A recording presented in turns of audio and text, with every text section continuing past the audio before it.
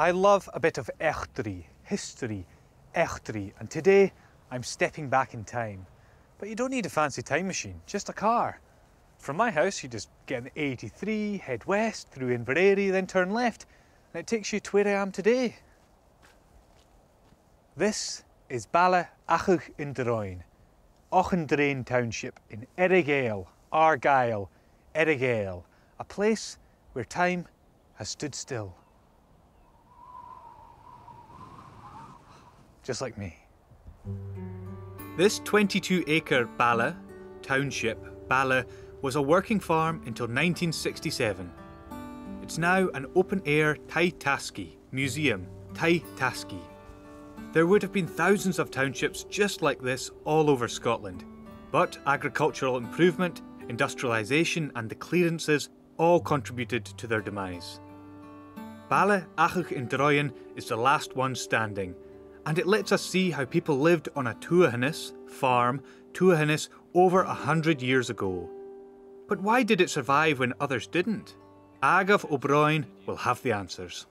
This township ended up with a different fate, and that was because the Duke of Argyll said to the people here, look, if you take on the new agricultural techniques, if you adopt the sheep, then we're happy to leave you as you are. And so the setup of the township, the way the buildings are scattered around, is much as it was a couple of hundred years ago. What can we learn about the people that lived here from this township? Well, the township shows you how the people lived by the position of the buildings, the fact that there's no arable ground in between the buildings. This area is quite rocky, so that's why there were buildings built on it. The buildings would be built on the worst ground so as to leave the best ground for crops.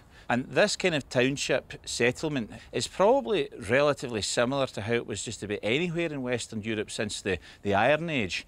We like to keep the place as close to how it would have been as possible. We like the idea that this is a living history museum, so it's not just a photograph in time. We try and plant things here, we try and keep animals here, we try and use all the old techniques as far as humanly possible. Now, I'm not the only one to visit. In 1875, Victoria, Queen Victoria, Victoria, was staying in Inverary Castle, and when she heard about this place, she decided to come and visit. And writing in her diaries, she mentioned that Auchindrain and nearby Àdhamh were primitive villages. I think that means they didn't have butlers. Àdhamh Ó Broin is a great place to help us understand rural living in days gone by. And a living, breathing taithascaigh is a great way to see it and to help us understand eachtrí. Ah well, it's back to Beha and Langew for me and back on the A83.